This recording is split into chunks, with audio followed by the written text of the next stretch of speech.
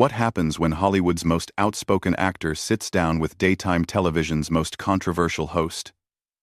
The answer might shock you. Before we dive into this explosive confrontation that had producers scrambling and security on high alert, make sure to hit that subscribe button and let me know in the comments what you think really caused Joy Behar to storm off set. Trust me, you won't see this coming. The View's studio felt different that morning. There was an electric tension in the air as Mark Wahlberg settled into the guest chair, his usual confident demeanor intact despite the early morning hour. Joy Behar, never one to shy away from controversy, had that familiar glint in her eye that regular viewers knew meant trouble was brewing. "So, Mark," Joy began, leaning forward with a smile that didn't quite reach her eyes. "Let's talk about your latest project. Another tough guy role. I see. Don't you ever get tired of playing the same character over and over again?" Mark shifted slightly in his seat, his jaw tightening just enough for the cameras to catch. "Well, Joy, I think if you actually watched my films instead of just reading the headlines, you'd see there's a lot more depth there than you're giving credit for." The other hosts exchanged glances. This wasn't the usual playful banter they were expecting. "Oh, I watch plenty of movies, Mark. But let's be honest here. You've built a career on essentially playing Mark Wahlberg in different costumes. The angry Boston guy with a heart of gold. It's like watching the same performance on repeat." The audience fell silent. Even Whoopi looked uncomfortable as she tried to jump in. "Well, I think what Joy is trying to say. No, let Joy finish," Mark interrupted, his voice taking on that edge that had made him famous in his younger days. "I'd love to hear more of her expert film analysis." Joy's eyebrows shot up. She wasn't used to guests pushing back this hard, especially not on her own show. "Expert analysis? Mark, you don't need to be a film critic to see patterns. You've been playing variations of the same character for 20 years. The troubled guy from the neighborhood who makes good. It's your entire brand." "My brand?" Mark's voice rose slightly, and the camera operators instinctively zoomed in tighter. "You want to talk about brand, Joy? Let's talk about yours. How long have you been playing the same character? The bitter comedian who tears down successful people because it gets laughs from an audience that feels better when others get knocked down a peg." The studio went dead quiet.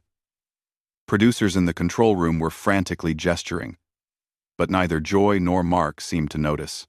Joy's face flushed red, her voice dropping to a dangerous whisper. "Excuse me? Did you just call me bitter? On my own show? I called it like I see it. You've made a career out of cheap shots and easy targets. When's the last time you actually built something, instead of just tearing it down?" Sonny tried to intervene. "Maybe we should take a different direction here." But Joy was already on her feet, her voice rising to match Mark's intensity. "You want to talk about building things? I've been in this business longer than you've been sober, Mark. I've built a career on speaking truth to power, not just flexing and posing for the camera." Mark stood up slowly, his height advantage suddenly very apparent. "Speaking truth? Is that what you call this? Because from where I'm standing, this looks like someone who's lost relevance trying to create drama for ratings." The camera caught everything in perfect detail. Joy's hands were shaking slightly. Whether from anger or adrenaline was unclear. The other hosts sat frozen, unsure whether to intervene or let the confrontation play out. "Lost relevance?" Joy's voice cracked slightly. "I've been speaking my mind on television since before you figured out how to string together a coherent sentence without a script. Don't you dare lecture me about relevance." Mark took a step closer, not threateningly, but with the kind of intensity that filled the room. "Then, start acting like it. Stop going for the easy laughs and actually engage with your guests, instead of ambushing them with prepared gotcha moments." Ambushing? You knew exactly what show you were coming on. If you can't handle a little pushback, maybe you should stick to action movies where the dialogue is simple enough for you to handle. The insult hung in the air like a slap. Mark's face went completely stone cold. A look that anyone who had seen his dramatic work would recognize immediately. Simple dialogue? That's rich coming from someone whose biggest contribution to comedy was standing next to funnier people and hoping some of it rubbed off. Joy's mouth fell open. In 30 years of television, she had never been spoken to like this on camera. The audience was completely silent, some looking genuinely uncomfortable as they watched what was clearly becoming more than just television drama. "How dare you?" Joy whispered, her voice shaking with fury. "How dare you come on my show and disrespect me like this?" "Your show?" Mark shot back. "Last time I checked, this was called The View, not the Joy Behar Hour. Maybe that's the problem. Maybe you've forgotten that other people are supposed to have opinions too." The control room was in chaos. Directors were shouting into headsets, trying to figure out whether to cut to commercial or let the confrontation continue. The other hosts looked like they were watching a car accident in slow motion. Joy was pacing now, her hands gesticulating wildly as her voice reached a pitch that made the audio technicians wince. "You think you can come in here and humiliate me? You think because you've got a few good movies under your belt that gives you the right to attack me personally? Attack you? I'm responding to you attacking me. You started this the moment I sat down with your little prepared speech about my career. But the difference is, I'm not hiding behind comedy. I'm telling you exactly what I think. What you think? What you think doesn't matter to me, Mark. You're a guest on my show, and you will show me respect." Mark laughed, but there was no humor in it. "Respect is earned, Joy. And right now, you're not earning it. You're demanding it like some kind of queen bee who thinks she's untouchable." The tension in the room was so thick it was almost visible. Security had started moving closer to the set, though they weren't sure what exactly they were preparing for. The audience was completely silent, except for a few nervous coughs and the sound of people shifting in their seats. Joy stopped pacing and turned to face Mark directly, her eyes blazing with an intensity that made even the seasoned camera crew take notice. "Untouchable? You want to see untouchable? I've been doing television since you were still running around Boston getting arrested. I've survived network changes, co-host drama, and everything else this business could throw at me. I don't need some reformed troublemaker telling me how to do my job." Mark's expression hardened further. If that was even possible. Reformed troublemaker? There it is. You can't argue with what I'm saying, so you go straight for the personal attacks. Bring up my past because that's all you've got. Your past is part of who you are, Mark. You can't just pretend those years didn't happen because you've cleaned up your image for Hollywood. I'm not pretending anything. I own my mistakes. But at least I learned from them. You're still making the same ones you were making 20 years ago. Still going for the cheap shot instead of having an actual conversation. Whoopi finally found her voice and tried desperately to regain control. "No," Joy cut her off sharply, never taking her eyes off Mark. "I want to hear more about how I'm doing my job wrong, from someone who thinks acting tough makes him an expert on everything." Mark shook his head, a bitter smile playing at the corners of his mouth. "Acting tough? Joy, you have no idea what tough actually is. Tough isn't sitting behind a desk taking shots at people. Tough is owning your mistakes, learning from them, and trying to be better. Something you clearly know nothing about." The other hosts were completely frozen now. Sunny had her mouth slightly open, clearly wanting to speak but having no idea what to say. Sarah looked like she was considering hiding under the desk. Joy's voice dropped to a dangerous whisper again. "Don't you dare lecture me about being better. I've spent my entire career fighting for what's right. Speaking up for people who don't have a voice. What have you done? Besides make action movies and pretend to be deep in interviews. Pretend to be deep?" Mark stepped closer again, his voice rising. "I've put my money where my mouth is.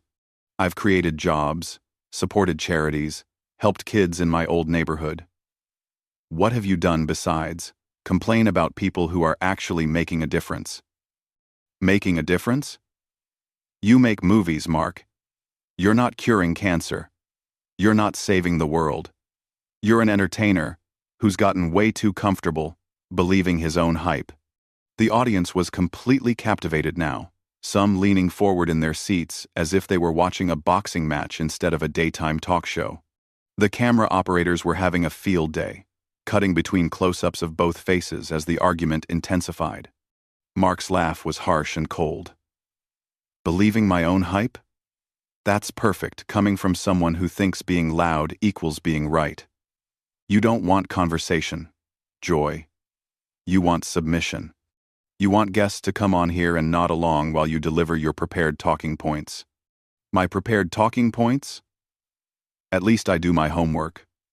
At least I come prepared instead of just winging it, and hoping my charm will carry me through.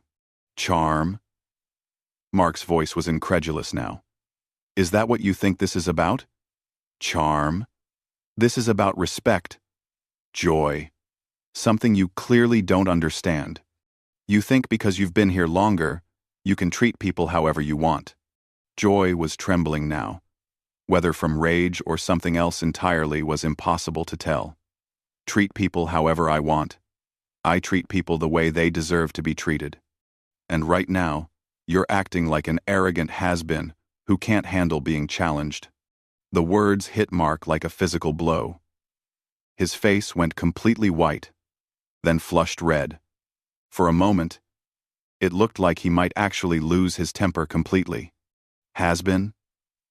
His voice was so quiet it was almost a whisper, but the microphones picked up every word. A has-been? Joy. I'm at the top of my career right now.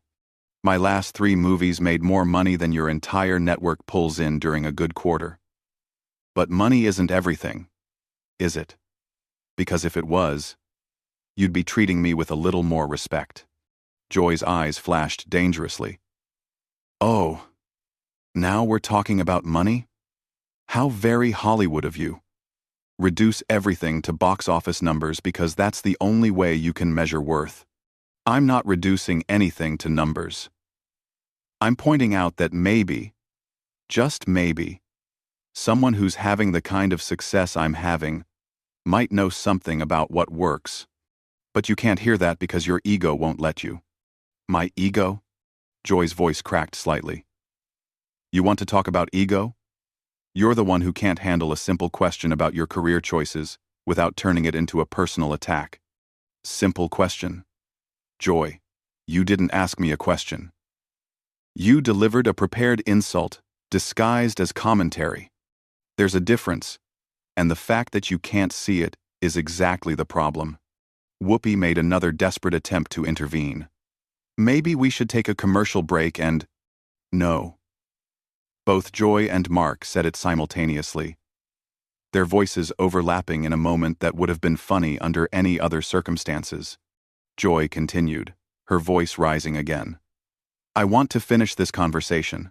I want America to see exactly what kind of person Mark Wahlberg really is when he doesn't get his way. Mark stared at her for a long moment, his expression shifting from anger to something that looked almost like pity. Joy, everyone can see exactly what kind of person you really are. You're a bully who's gotten so comfortable in your position that you've forgotten how to have an actual conversation. You've forgotten how to listen. A bully? Joy's voice rose to a near shriek. Did you just call me a bully? On my own show? In front of my own audience? Yes, I did. Because that's what this is. You invited me here, not to have a conversation, but to tear me down for entertainment.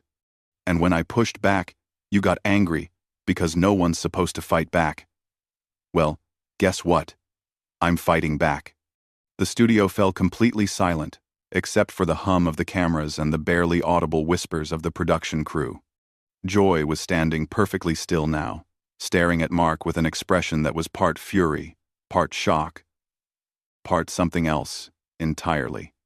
You have no idea who you're dealing with, she said finally, her voice eerily calm. Mark met her stare without flinching. Actually, I think I have a pretty good idea. The question is, do you? The standoff stretched for what felt like an eternity, but was probably only seconds. Joy's breathing was visible now, her chest rising and falling as she processed what Mark had just said to her. The other hosts looked like they were witnessing something they were never supposed to see, something that went far beyond television drama. You know what your problem is, Mark? Joy's voice was different now, colder and more calculated. You think because you've reinvented yourself from street thug to movie star, that makes you better than everyone else. But I can see right through that act. Mark's expression shifted, the anger giving way to something harder to read. Act? Joy. There's no act here. This is me responding to someone who's been attacking me from the moment I sat down. But if you want to keep talking about acts, let's talk about yours. My act? Yeah, your act. The whole angry truth-teller thing. The fearless comedian who speaks truth to power. But you know what? Real truth-tellers don't punch down. They don't use their platform to humiliate guests. They don't hide behind comedy when they want to be cruel. Joy's face went through a series of expressions, settling finally on something that looked like pure rage. Cruel? You want to see cruel? Cruel is coming on someone's show and telling them they don't know how to do their job. Cruel is insulting someone's entire career in front of millions of people. I'm not insulting your career, Joy. I'm pointing out that maybe, just maybe, you've lost sight of what made you good in the first place. You used to be funny because you were smart. Now you're just mean because you think it's the same thing. The words hung in the air like a challenge. Joy's hands were clenched into fists at her sides, and for a moment it looked like she might actually take a swing at him.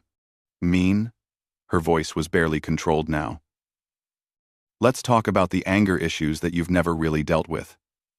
Let's talk about how you turned your dysfunction into a career, and now you think that makes you some kind of expert on human nature.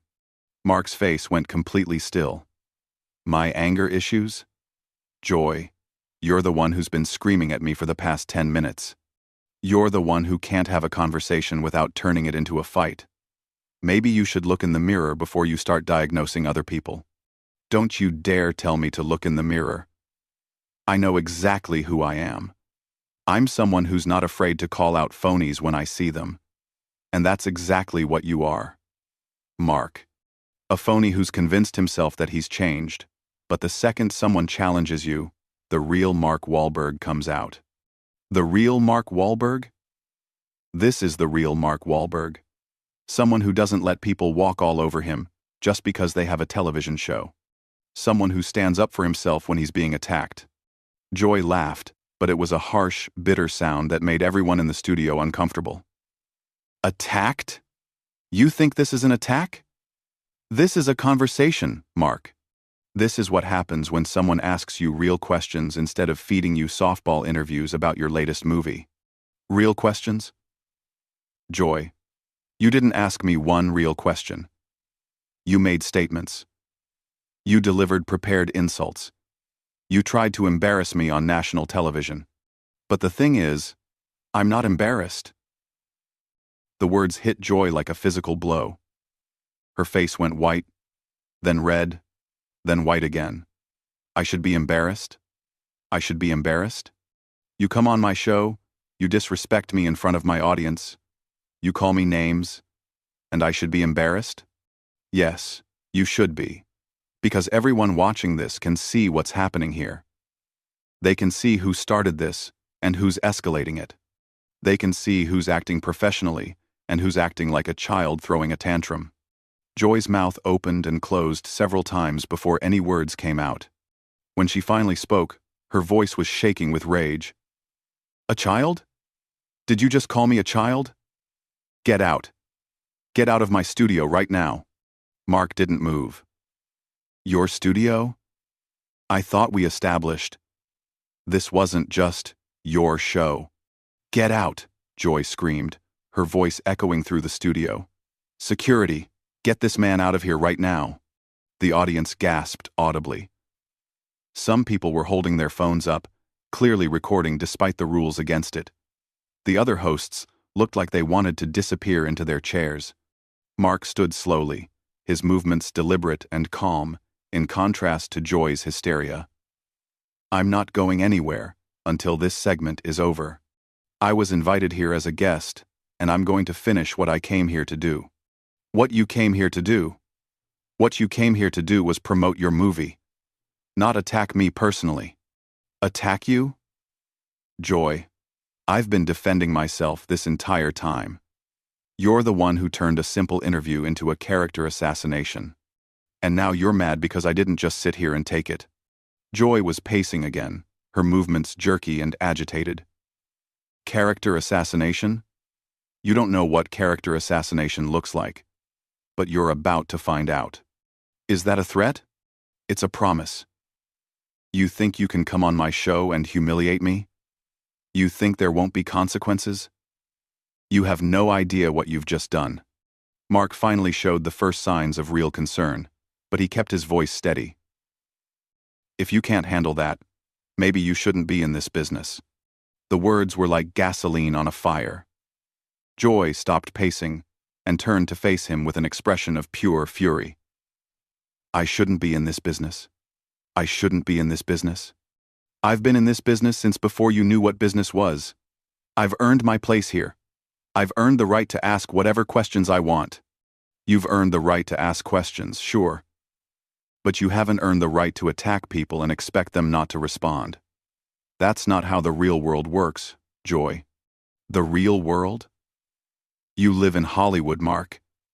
You have no idea what the real world looks like." "I grew up in Boston, Joy. I know exactly what the real world looks like. And in the real world, when you treat people the way you've treated me today, there are consequences." Joy was trembling now, her entire body shaking with rage. "Consequences? You want to talk about consequences?" "The consequence is that you just destroyed any chance you had of being welcome back on this show. The consequence is that everyone in America just saw you attack a woman on national television." "Attack a woman?" "Joy, gender has nothing to do with this. You attacked me first, and I defended myself. If you can't handle being challenged, don't challenge other people." "I can handle anything you can dish out, Mark. The question is, can you handle what's coming next?" Mark stared at her for a long moment, then shook his head slowly. "You know what, Joy? I feel sorry for you. I really do. Because this isn't who you used to be. The Joy Behar I used to see on television was funny and smart and engaging. This version of you is just angry and bitter and cruel. And that's not my fault. That's on you." The words hit Joy like a slap. Her face went completely white, and for a moment she looked almost fragile, almost vulnerable. Then the rage came back, stronger than before. "How dare you?" she whispered. Her voice barely audible, but somehow carrying clearly through the studio. "How dare you sit there and psychoanalyze me? You don't know me. You don't know what I've been through, what I've sacrificed, what I've built. You don't get to tell me who I am, or who I used to be." "You're right," Mark said quietly. "I don't know you, but America does. They've been watching you for years. And they can see the difference between the Joy Behar, who used to make them laugh, and the one who's screaming at me right now." Joy stood perfectly still for a moment, staring at Mark with an expression that was impossible to read. Then, without warning, she ripped off her microphone and threw it on the floor. "I'm done," she said, her voice deadly calm. "I'm done with this conversation. I'm done with this guest. And I'm done with this show." And with that, Joy Behar turned and walked off the set, leaving behind a stunned audience, bewildered co-hosts, and a guest who looked like he couldn't quite believe what had just happened. The cameras kept rolling as the remaining hosts sat in complete silence, nobody quite sure what to say or do next. Mark looked around at the remaining hosts, then directly into the camera. "Well," he said quietly, "I guess that's a wrap. What did you think of that explosive confrontation Was Joy right to storm off? Or did Mark cross a line? Drop your thoughts in the comments below, and don't forget to subscribe for more incredible moments like this one. Let me know what you think really caused Joy to finally lose it completely.